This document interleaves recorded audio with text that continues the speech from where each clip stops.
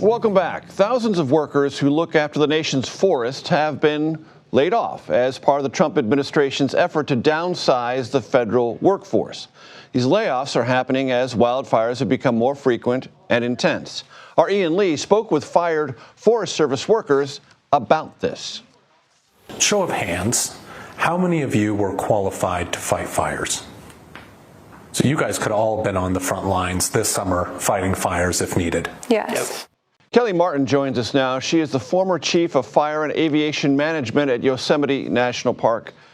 Kelly, it's great to have you with us. I know you are in general an advocate for your brothers and sisters in firefighting, both at the federal level, state, local level. When you see these cuts happening to the Forest Service, what are your chief concerns and what work do you fear would be ordinarily done in this wintertime that's not being done in preparation for fire season?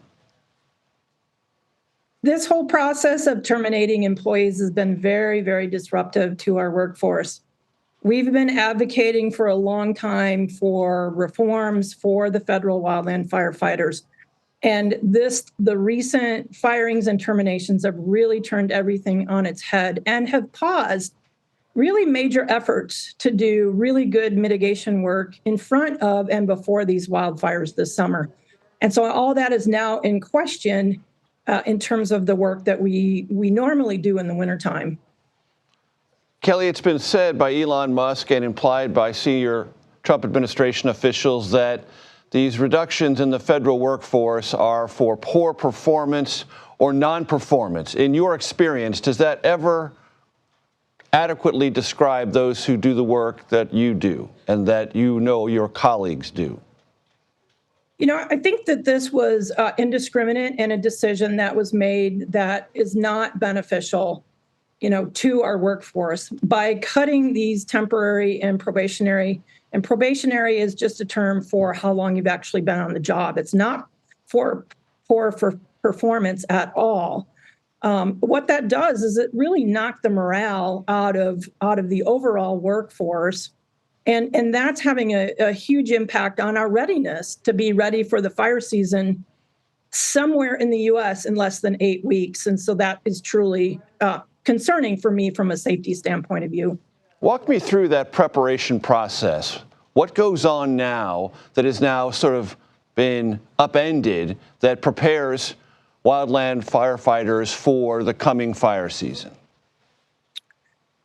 Normally this time of year, we're hiring our seasonal or temporary employees to help us fill out our crews and our engines and our hotshot crews. Many of these employees have now been terminated, and now they've been rehired. And so there's real confusion in the system as to who's considered, a firefighter. Certainly there's firefighters that have firefighting in their job description. But there's so many other people that are supplemental firefighters that don't have fire in their job description that we really count on, that we really need their help and support. And so we've created a huge gap that's not going to be easily filled. This time of year, we also work with our state and local and municipal firefighters.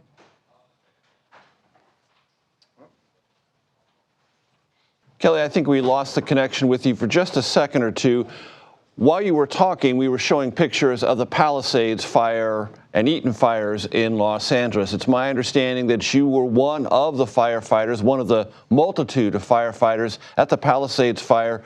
If you could describe what that experience was like and how any of what we've been talking about in the shrinkage of the Forest Service or with wildland firefighters generally could compromise efforts to combat a similar fire should it occur.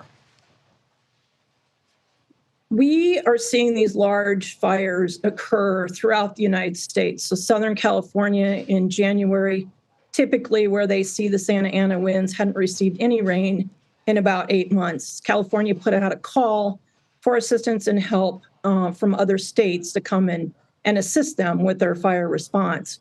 That's not normally our season of fire response. But we are seeing the need for federal response throughout the United States year-round now. These fires are not getting any smaller, and they're not getting any less destructive. They're only increasing in size and complexity, and we're desperate for ensuring that we have a solid federal response for wildland fires this summer.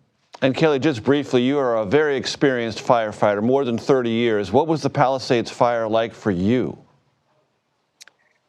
When I first saw it on January 7th on the news, I had never seen anything like this, and I really felt like throughout my 35-year career in operations and fire behavior, I really needed to be there on the ground to really understand the magnitude of devastation that I was seeing. When I got there, it was even beyond my experience to even comprehend what I was looking at. So I did a lot of investigative introspection about how do we approach these new fires and these megafires and these destructive fires in the future, because a lot of these communities, like the Palisades and Altadena, a lot of them were built in post-World War II during the housing boom. And so a lot of these lots are very small, a lot of shrubs between the homes. And once they get started under a really high Santa Ana wind with very dry conditions, it is a catastrophe waiting to happen. And that's exactly what I saw. Kelly Martin, thank you very much for your expertise. I appreciate it.